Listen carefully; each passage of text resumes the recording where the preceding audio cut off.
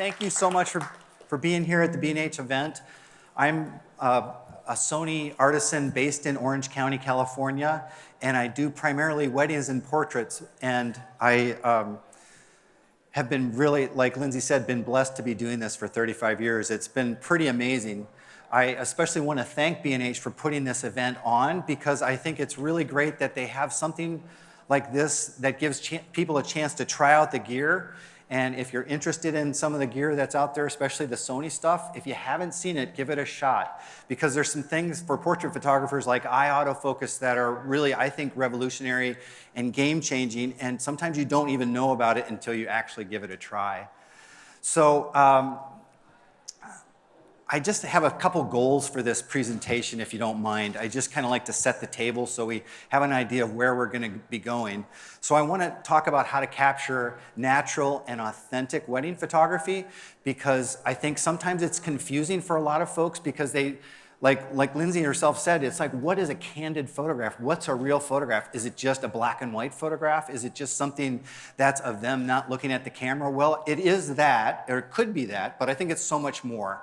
And so I want to talk about it from the standpoint of as my career before I became a wedding photographer, because if you would have asked me at 35 years in the industry if I would be doing weddings and portraits, married to a South African and have 2 kids, and be doing beauty portraits out of my garage, and shooting Sony cameras, you know, the company who brought you the Discman and the Walkman, I would have said there's no way that would have ever happened, but that's what my life has become.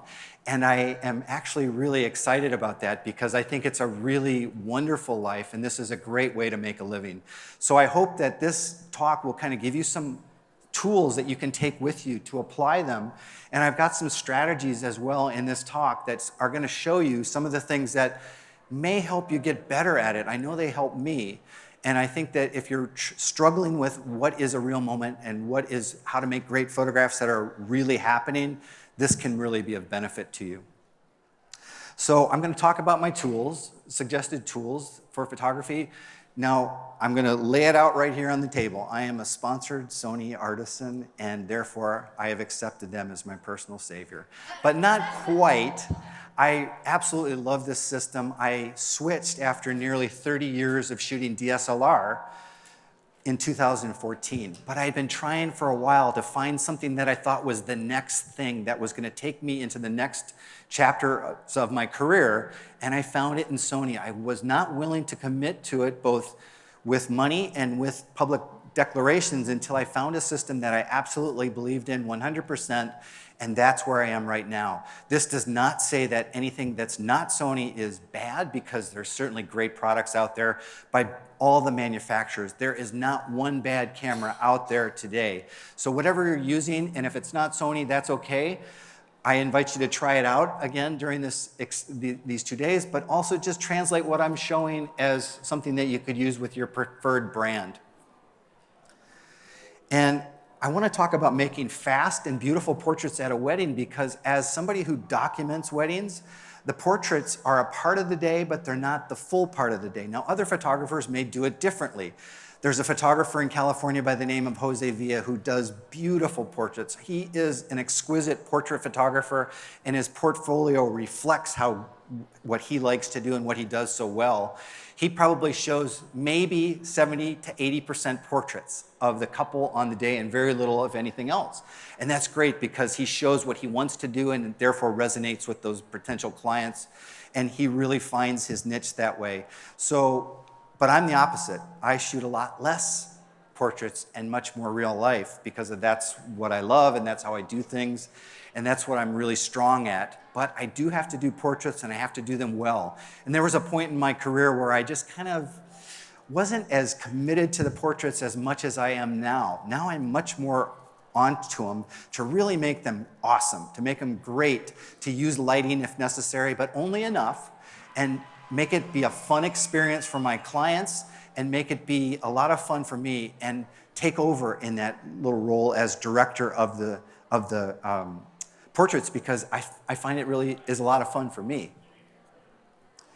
And I want to talk about breaking down the coverage quickly throughout the day from the standpoint of how a photojournalist like myself might approach it. This is, again, one way to do it. It's not the only way. These tools are just my preferred way of working, but feel free to take them, modify them, turn them into whatever you like, because I think that's really important. And how to sell it to your clients. I don't really sell it. I mean, it's who I am, what I do, and I talk a little bit about that coming up in this presentation. It's not very deep in terms of a business dive, but hopefully maybe it'll give you some concepts that might be something that you can translate into your own business. And how to improve. If you're not good at shooting those documentary moments and you want to get better, if you see yourself doing more and more of that kind of work, I've got some exercises that I think are going to be very helpful to you. Things that I've done when I started out, or variations of that I find to be very helpful. And remember, I've been doing this for a little bit of time, so now it's very, very easy for me. But when I first started, it was very difficult. So anybody who starts is at the same place. We do not come out of the womb with this God-given gift, how to expose correctly.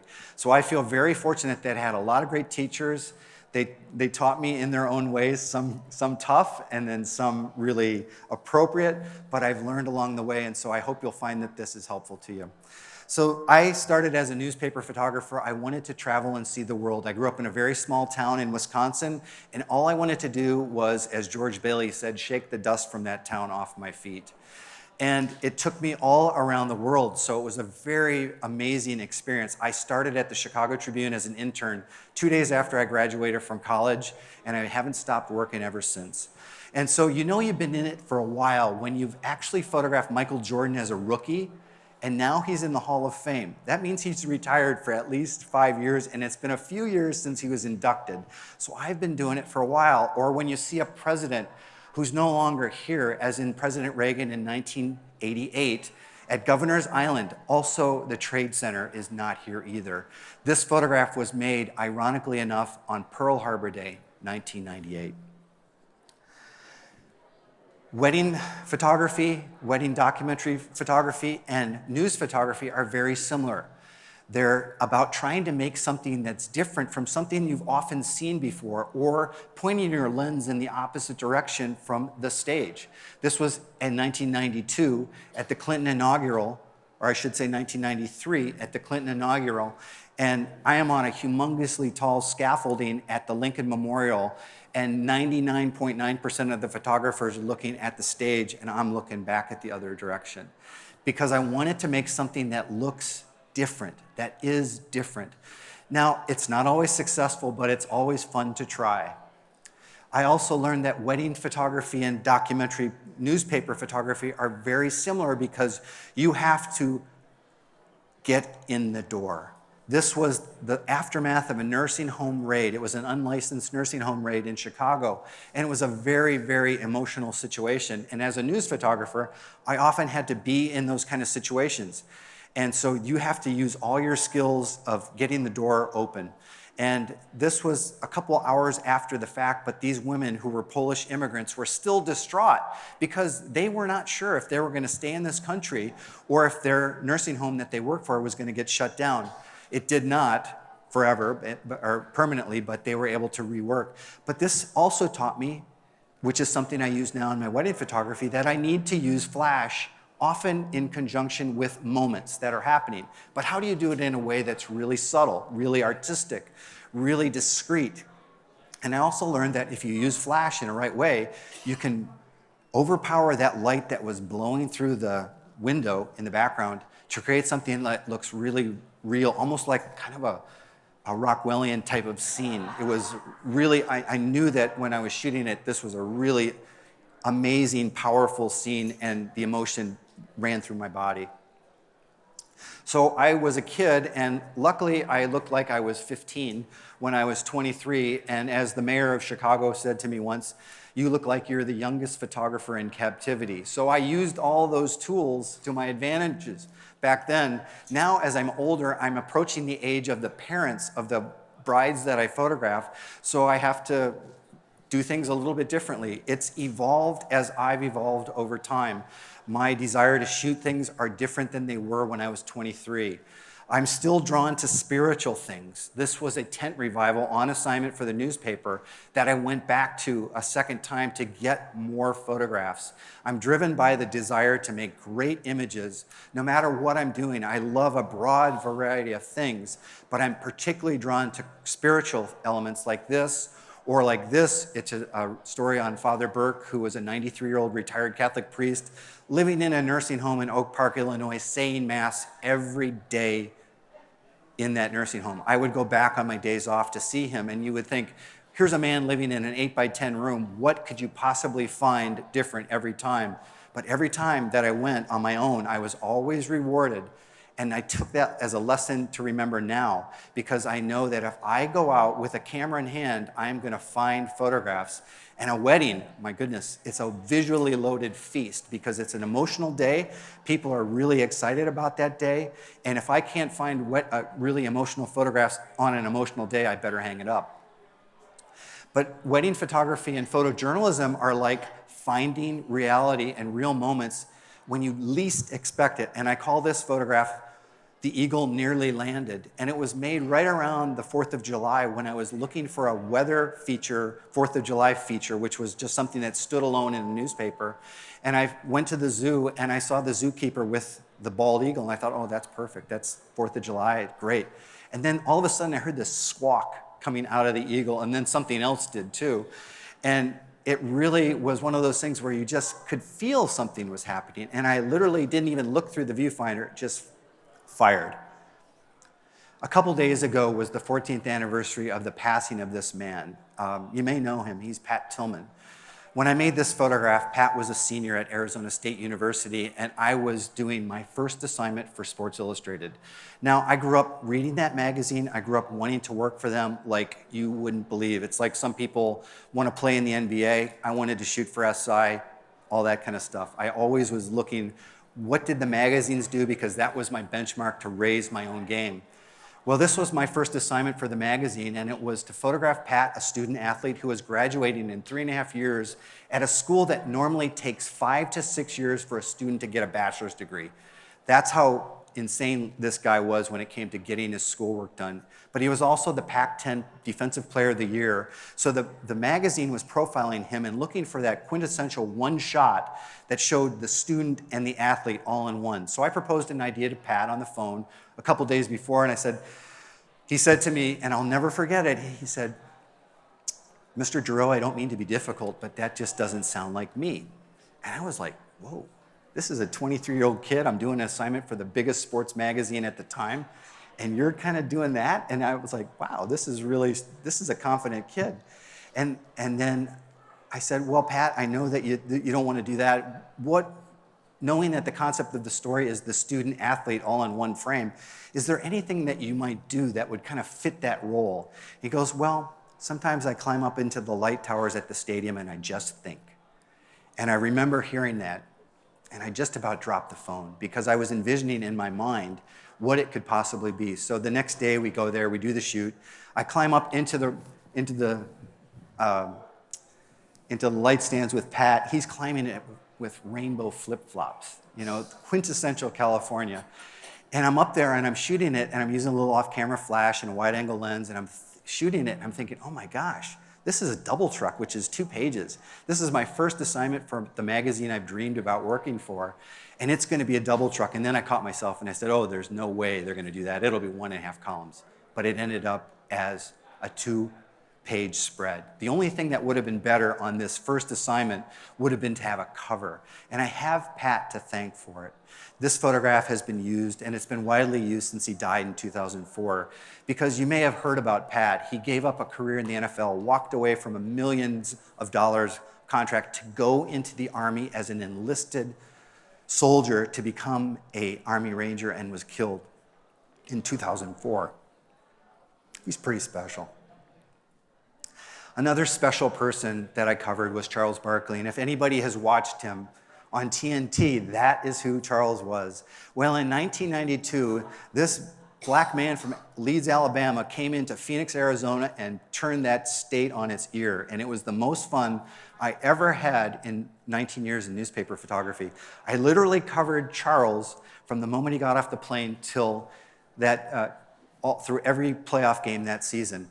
And this is an example of, in wedding photography and photojournalism, you sometimes have to push forward and shoot the shot even if you don't have everything lined up. We usually use 2 cameras to shoot sports, 1 long lens down court, and then you bring up a shorter telephoto for the forecourt. Well, Charles stole the ball at half court. I had no time to really make a clean switch. So all of a sudden, I'm just kind of doing a half-baked kind of 100 millimeter lens, back button focusing, not even really looking through the viewfinder. It was before we had EVFs.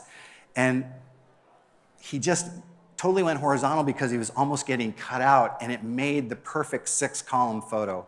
And it just reminded me that you just have to stay in there and keep the camera moving because you never know what you get.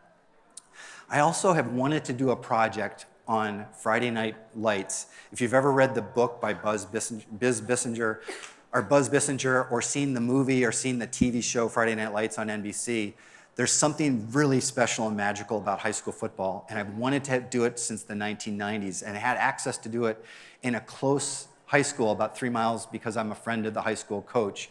I did it for 2 years until my wife basically said, that's it, you're done. Because no more Friday nights riding the bus with the team. But it was an opportunity to grow in taking moments, and it was also the perfect thing to take me from doing moving from DSLR to Sony. And one of the things that I wanted to learn how to do was shoot video at the same time that I was doing stills. So my goal with this project was to make a coffee table book and also to make a movie that I would be proud to show. And it took a little bit of growing pains because doing video after you've been a career still shooter can be tricky, but it is doable. And as a wedding photographer, I'm looking for light like this. God bless you. And this was after a portrait session. The kids kind of, it just ended earlier than I would have hoped, but I was able to go and photograph this sunset and probably see one of the most beautiful sunsets in my entire life. And it was a really special time. And it just goes to show that I'm always trying to bring my clients and couples that are in a wedding out into the good light if at all possible. And now with the tools that we have to do lighting, it makes it so much easier to balance that beautiful background, ambient light sunset with the situation that's happening with the portrait in front of us. But for me, to get to the real root of all the work that I do, it's always about my family. This is my daughter's birth. She's now 12. This is my son's birth. He's now 8. And I always try to remember that there's 6,570 days from 0 to 18. So for me, photography is very personal as well as doing work for clients, but I want to do for clients the work that I would do for my family if I had the time to do it. This is the 50th anniversary of my parents in 2005, and that photograph on the lower left corner made me realize the power of that family portrait. It made me see that this photograph that we make of the couple, the iconic representation of their wedding, is not just for today, it is for 50 years from now and beyond. So it really gave me a total different perception on what I was doing when it came to taking portraits. And then my dad on the porch. Now my dad had a stroke a few years before, so he wasn't quite who he was growing up. My wife never knew him pre-stroke, but I still was always looking for something that was beautiful. This project at my parents' 50th anniversary was all shot on a 50 millimeter lens or a normal lens on a medium format camera. I was going for something to make it stand out and force me to compose images differently. And I will always love this moment of them before we went out for dinner. And it will be passed on to my family as well. And then also a part of that was a year later, my dad's passing, to be witness to that. And thankfully, though, my life is just like the work that we do for clients, it's a blend of happy and sad. And this is the second, my son is a day old, being held by his little sister. And this is the kind of photograph that I want to create for other people if they allow me into this world. But I have to do it on my own family, because if I see this photograph and I do not make it, it will be torturing my brain for the rest of my life. So I have to always have a camera with me. This is my daughter when she was about 5. My wife is South African, so we go back quite a bit to visit relatives. And my mother-in-law is an excellent seamstress, and she made about 11 princess dresses for my daughter growing up, including this belle dress. So I call this photograph Beauty and the Beasts. And it was part of a personal project that I did on a 365-day project. And I would be so kicking myself if I had only shot this on an iPhone. There is nothing wrong with smartphones. I think they have made people so aware of the power of photography, and I think that's really important, but I know that my own standard is much higher, and I want to be able to make a 24 by 36 of this like I have, because I want to remember that photograph forever, to where they are now. But I encourage folks who are looking to do better at moments to do personal projects like this project that I did on Route 66 a couple years ago. And I drove by this place in San Bernardino, California at 10 o'clock in the morning on a very hot day that was going to be about 115 by the time I got to the desert. And I saw those wigwams, and there's only two kinds of wigwams left in America. And one was in San Bernardino, part of Route 66, the historical road. And I knew that when I came back from my trip, I was going to have to come back when the light was great to make it. And it was worth the extra trip. To photographing clients. Now, I have tried to recreate this photograph of my own children to no avail, but I still love this portrait, and the clients have a 20 by 30 of this frame in their house. But documenting even till the very last end of the wedding. Now, it is a grueling day, as anybody who has done weddings will attest. 8, 10, 12 hours with 2 cameras, lenses, lighting, and all that. Your brain is working. I had no idea how physically demanding it was. Newspapers, by comparison, were easy because you would do an assignment for 20 minutes, an hour, come back, process maybe 2 hours, 2.5 hours for a game, and then come back. But a wedding, you are on the whole time. I used to have, I didn't have the highest regard for this portrait and wedding photo industry. That has since changed and dissipated because these photographers have made a sustainable living for themselves when pretty much every other genre of the photo business has just cratered. And so wedding and portrait photography is an amazing profession, and I look at it as a real gift to be able to take my photojournalism skills and move it into this field.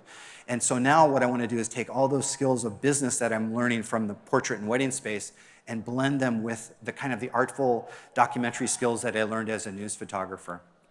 But also doing portraits. A friend of mine is Sue Bryce. She documented our studio for her education site a little over a year ago, and it all started because my wife, Nikki, and this is Nikki, she said, I want you to make a photograph of me like Sue. And I'm like, really? Are you sure? And she said, yeah, I do. And I said, okay.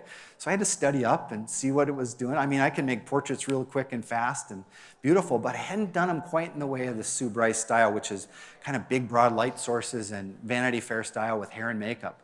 And now we're doing that for quite a bit of our business, as well as doing this. And it also helps in my wedding world because my portrait skills, I've become much more refined by doing them more and more. And when you do them for 2 hours, it really forces you to be creative. And it is also physically demanding as well because you're moving up and down and you're moving sets and things like that. So I have now newfound respect for that particular genre, much more so than I did before.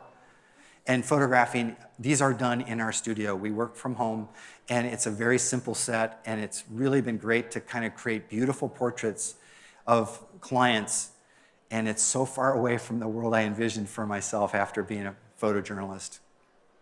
And quickly, I want to go through some inspirations because your inspirations may be different, but you may not know about these inspirations, or some of you might. But this is probably one of the biggest inspirations in my career, and that's David Burnett, who's a wonderful photographer. And he was like, when I first met David, it was like a kid meeting Michael Jordan. I just was like stuttering, and now I'm really pleased to say we've become friends, and I admire so much the work that he does because he can make photographs in any situation.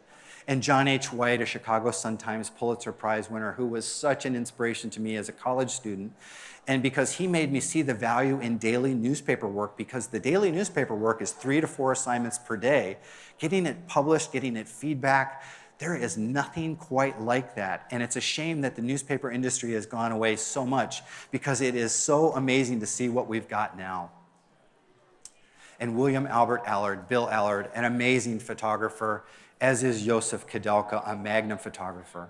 If you don't know these photographers, I encourage you to check them out because all of them bring something to the documentary photography experience, whether it's using flash, like Allard did, flash in conjunction with ambient light, which I use in weddings, or it's just being able to be sensitive and personal like John White did, or being so versatile to shoot everything like Burnett did, or in Kudelka's case, just making these amazingly artistic photographs, mostly with a wide-angle lens.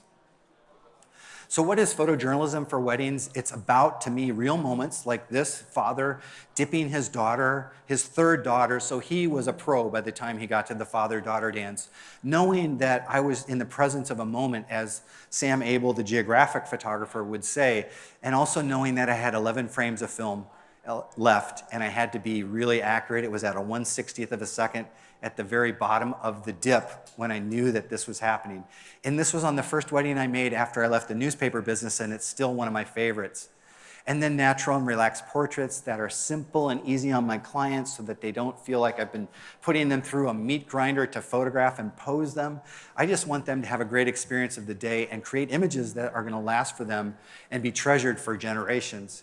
But also making the photographs that are kind of expected of wedding photographers, but hopefully the humanity and the emotion within those photographs, the way that they're framed, the way that they're done in post-production, will kind of create something that's not just a representation of me, but a representation of them. I want them to see themselves in the photograph, not me, not necessarily my lighting. I just want them to feel that it's warm and empathetic. So 90-10 is the ratio that I use for my wedding photography, but yours might be more. Like 80-20, it might be 60-40, it might be 30-70, I don't know. I mean, this is my ideal. It's not always realized, but if I can do it like that, I would love to do weddings in this style with 90% moments and 10% portraiture. So getting into the tools of the trade, I have kind of the Noah's Ark strategy of take two, they're small. And I start with 2 full-frame bodies. And I like full frame, but you can use anything you want, whether it's APS-C, you can do all of this and just translate it. It's about having 2 things just for backup. Because it's a once-in-a-lifetime thing, I think it's really important to be totally backed up and have a group of lenses that you know. These are, I call my core 4, the 24-70, 85, 35, but yours might be different, 70-200. If I had no other lenses in the rest of my life, I could really survive with these lenses. And then there might be a couple other ones that you use, like a macro lens, or an extreme wide angle, which I don't use very much, but it's there, or a 55, which is very handy. And the reason I kind of came up with that strategy of making sure I had double coverage of lenses is because this was when I was in my I'm a prime only photographer, and I brought a 35, a 50, an 85, and a 135 to a wedding in Cancun. And as I was photographing the guys as they were jumping before the wedding day, going into these pools in Cancun, cenotes, that's right. I thought, oh my gosh, if I fall and if I mess up my 35 millimeter lens, I am going to be in a world of hurt the rest of the day because I live on that lens. So after that, it's like I've got to have that double coverage on those lenses. And I bring 2 strobes. I've been very fond of these little Godox lights because they are inexpensive, but it has nothing to do with their price. What it does for me is the fact that they're battery powered. Those lithium-ion battery powers mean for somebody like me who bounces flash off walls at large apertures, they are a godsend. And I just can't imagine going back to an external battery pack strobe anymore. But this little strobe I use for most of my portraits and sometimes for lighting at reception, and it's the Godox 8200, which is probably the most innovative flash that I've seen come down the pike in the last 20 years. Because of the fact that it's relatively small but super powerful, and also has the ability to interchange a head with a Fresnel head and a bare tube head. I love to have a bare tube head fill an octabox because I think it makes better light for portraits. It just utilizes all of the reflective surfaces within that octabox, and I just think the quality is amazing. And when you look at that slide, you're looking at about $500 worth of gear. I mean, that's mind-blowing to me at how inexpensive it's gotten and how good it's gotten. When you've got a $69 remote, a $299 flash, it really is pretty amazing. So some of the keys to the better moments are know those tools. You have to commit them to like total muscle memory. And that's where these projects will come along. If you don't shoot a lot, you will feel rusty. There's just no way around it. This takes practice. Find your perfect position, and that might be different for different situations, and I'm going to talk a little bit about that in the next slide. But I also suggest folks that they listen for photos. And you might think, well, that's odd. You look for photos, but I listen for photos because whenever you hear something emotional, you hear tears, you hear joy, you hear shrieks, there's a photo right there. And so I'm always on the watch at a wedding for something that's going to let me know that this is a photo. And then you need perfect timing. And perfect timing is not always that one moment. It could be the arc leading up to that perfect moment and then what happens as a result of the end of it. And then you want to think about body language and gesture, and then also context as well. It's not a point on there, but those people within the context of where they are.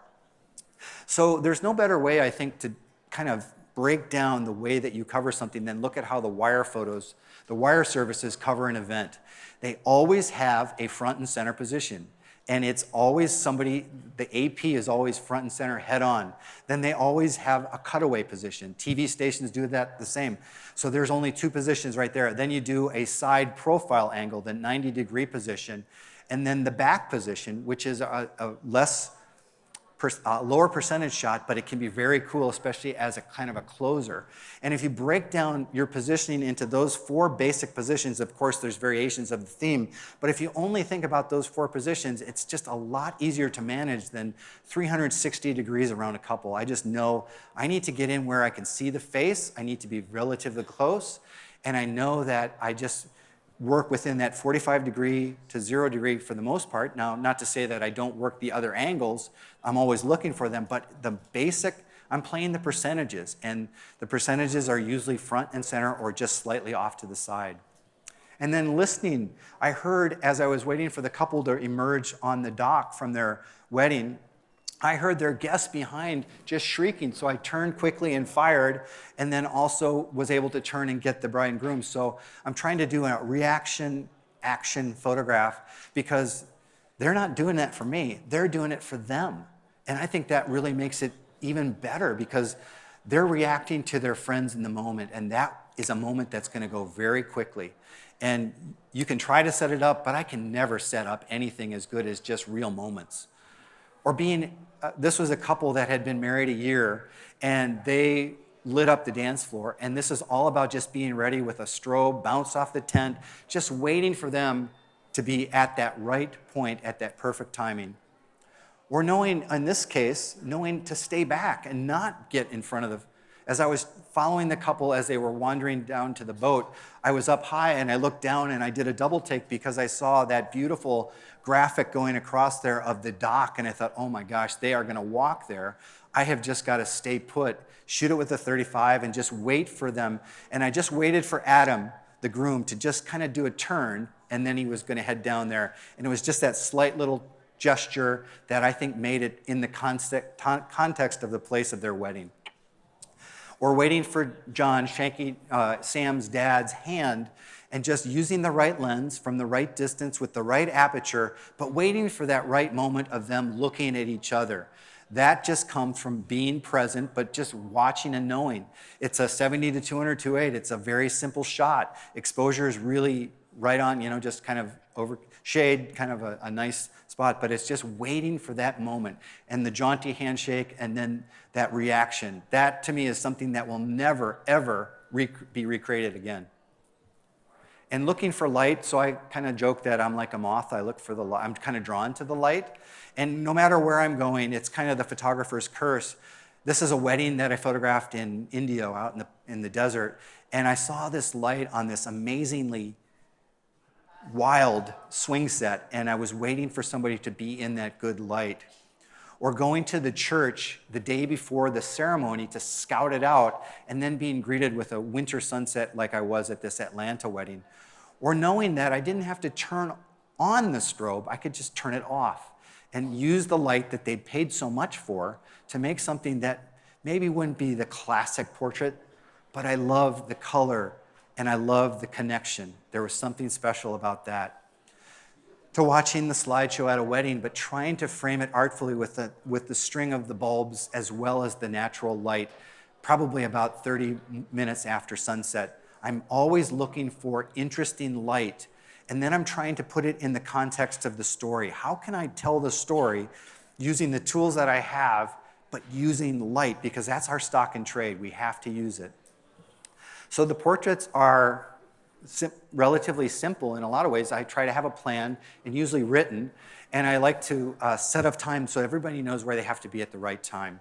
And I try to keep it simple, not too many groups, but I'm always there for the clients. If they want me to do it for 2 hours, I will do it for 2 hours happily, because they are paying the freight.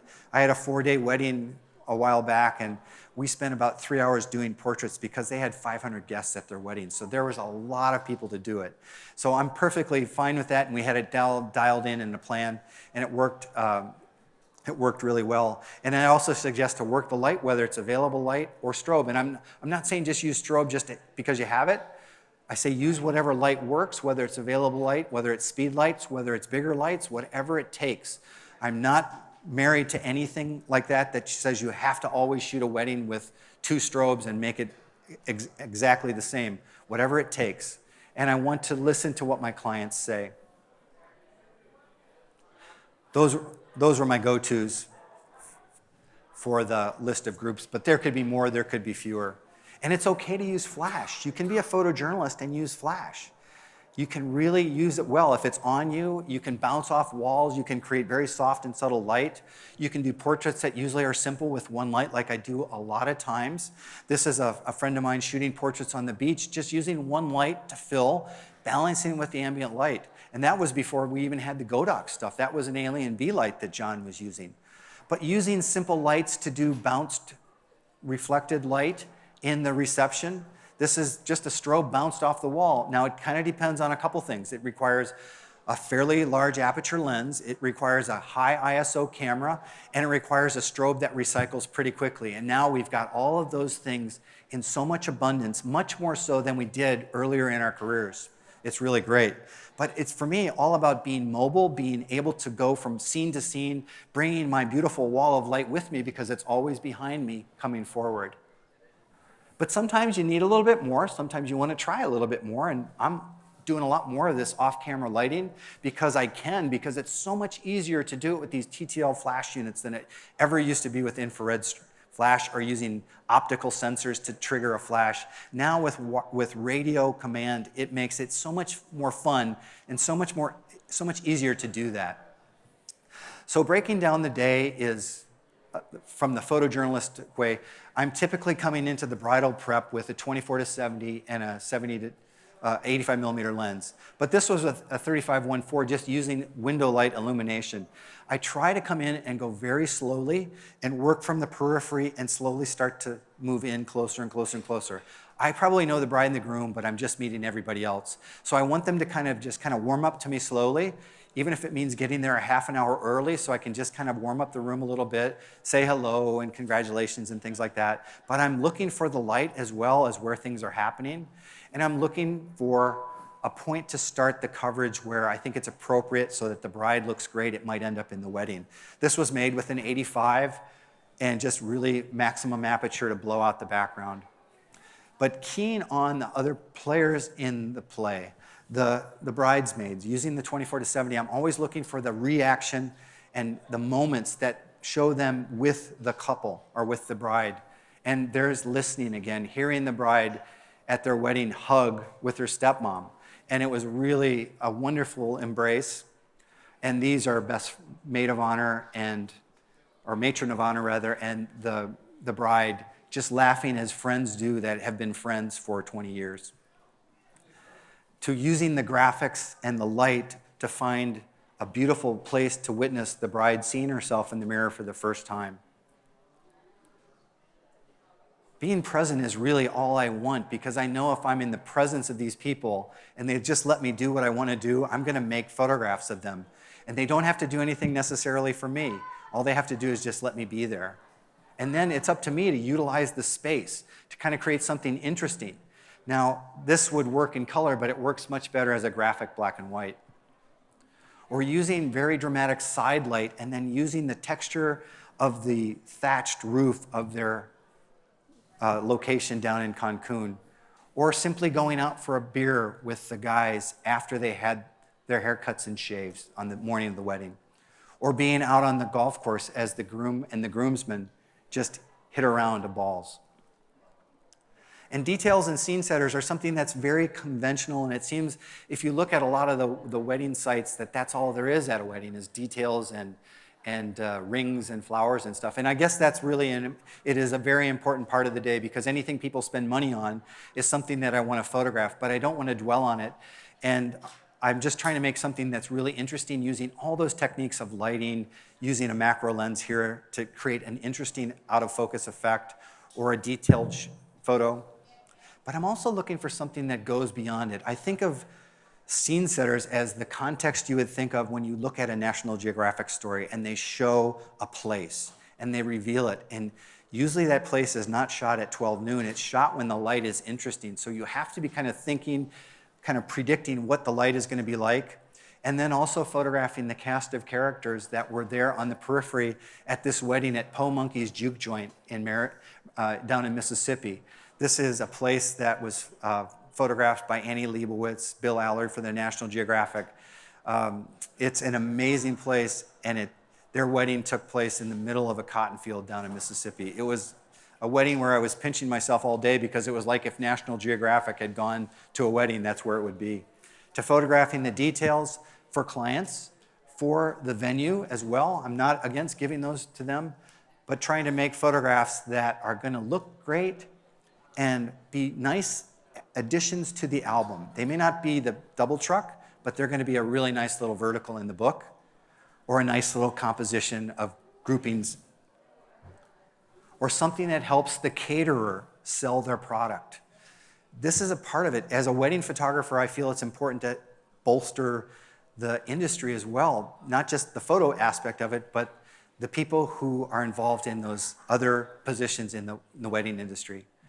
The ceremony, capturing something that just happened. I do double takes a lot, and I've always felt like double takes are a way to know that there's a photo. This was the bride going down, just getting ready to go down the altar, minutes away from going down the aisle, or just the parade coming in, looking for that, the bride being rowed to the event by her father, so being in a boat in Canada when she did it and arriving, to the setting of the place, just a very simple 35 millimeter lens, nothing fancy, but it's the angle.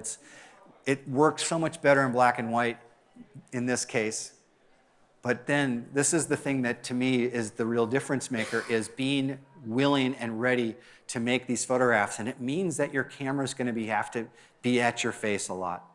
And physically it can get very challenging, I know, because you come home from a wedding and you feel like you need about a bottle of Aleve to get to the next day. But it's really important, because those moments are here and they're gone. And trying to use lenses like this is a 70-200, which is very common for me to use during the actual wedding itself. But what made this photograph was the dramatic compression of the lens, the background, and the tonal values of the background. It was almost like it was painted there. It was beautiful. Or a more wide view that still gives a sense of place and all the guests. And the photo on the left is the couple, but they're not posed for me. That's actually them in that moment where they were totally there by themselves, to then coming down the aisle. I'm always looking for framing devices as well, but again, working within the confines of those tools. Again, a 35 millimeter lens. They don't have to be fancy tools, but if you know how to use them, you can create something of interest in every situation. And again, positioning, being in front of the couple and showing them at their wedding site and the reception site. Coming down the aisle is always a potentially powerful photograph from any wedding, because that's the moment where they first make that realization that they are in fact married, and oftentimes the results are really amazing and they don't last very long, so you've got to be ready. This one used a strobe, bounced off the ceiling. This was their backup location because the outdoor wedding got rained out, so we had to do this wedding in a church. And so it always means that preparedness, that you have when you're a news photographer, carrying those strobes and being able to bounce them.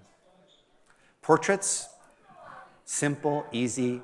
These are available light, very simple, relaxed, just asking people to stand together to get comfortable. People know how to pose themselves to be comfortable, and then I can take it and refine it if I want. But I just want to have people find a place that's really comfortable and relaxed for them, also bringing them into great light. This is Lindsay before her wedding, and the guys just being themselves. They did that. I didn't ask them to do it, but that was who they are. And so for me, it's my job is to photograph them in all their craziness and zaniness, whatever they do that makes them unique. And in this situation, knowing to use lights, but then going outside and using available light, being able to wear different hats, being able to be the controlled portrait photographer who uses light, but then also working with the natural light. And then also placing people in context so that you see this is the Canada North Woods where this wedding took place, and framing it maybe a little bit differently than you might with a conventional portrait, but using the nature as a kind of a framing device, or just being with them to watch real joy. Playing with lighting, using lighting tools because they've become so much easier to use than they were 5 years ago.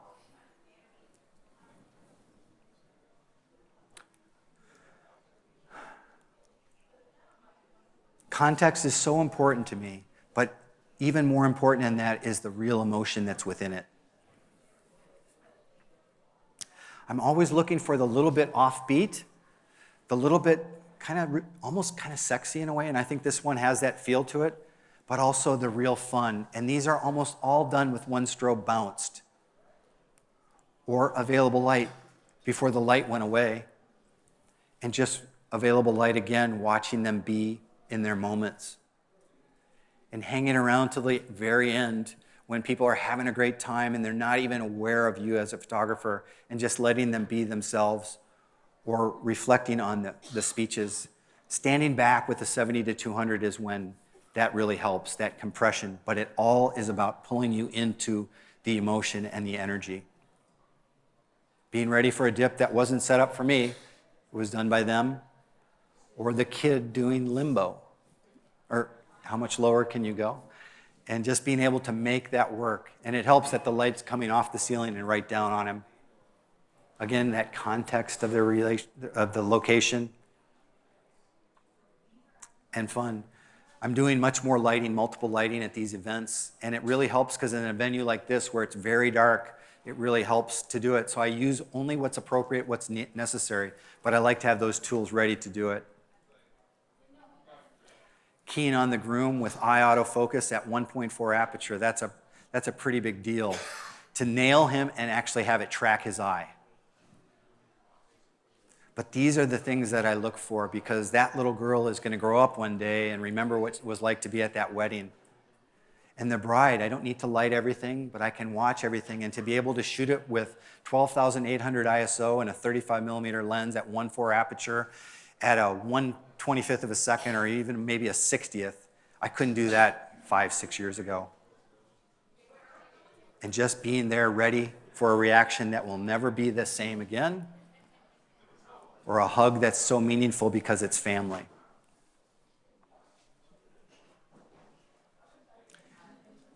How can you go wrong with kids at a wedding? They're always going to give you something.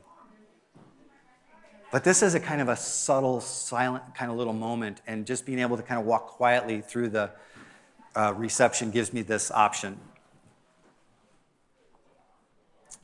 So how do you sell it? And it's just about owning it and speaking about it for me, and showing the kind of photographs that actually make that statement. And it's about putting myself in the position of the people who would appreciate that. And my clients tend to be a little bit older, 25 to 35 or more, and they get it. They tend to be doing the wedding on their own, so I kind of know who my targeted demographic is. And that's not to say I haven't photographed younger couples, but I do tend to kind of notice a trend. And how do you improve at documentary storytelling? Well, there's personal projects, and they just help you gain skills that we had talked about. This one that I did is called 36 Frames, and it was literally one roll of film. that I photographed my daughter throughout her day from the moment she was awake till when she went to bed. And we scripted this out, and believe me, if you want to talk about an exercise in discipline, this was it, because it was only one roll of film. Those are all the frames that I shot during the day. And boy, was it hard, because I am the sloppiest photographer on the planet, and I will just hit that motor drive if I feel like I need to, but this one forced me to rein it in. And most of them were shot with a 35 and a 50. And a 365 project, many people know about these, but they are very difficult to do and pull off, but they are really rewarding, because you get to force yourself to see photos like this that you may never have seen. Because you say, I don't need to take a photo today, but I said, I've got the blog, I've got to make a photo today. So these are photographs, and I'm so glad I have them, because these are treasures. My kids don't look like that anymore. They've become really starting to get to almost a teenager. And then there's that football project. And I mean, when I knew riding the bus with these guys was crazy, but gosh, I loved it. Because you just know that when you're hanging out with them for that long of a time, they can't keep their guard up all the time. And they just knew that they were just supposed to let me take photographs, and it was so much fun to do it. And I just felt like I was in the midst of a kind of a painterly scene when I saw this light. And I was like, don't move. And to capture something that these guys are going to probably laugh about in 20 years, because they'll remember where they were at that time. Because that season that was already 2014. And working light, it's always about the light. And that's some of the projects that came out of it. A book, a slideshow, or DVD.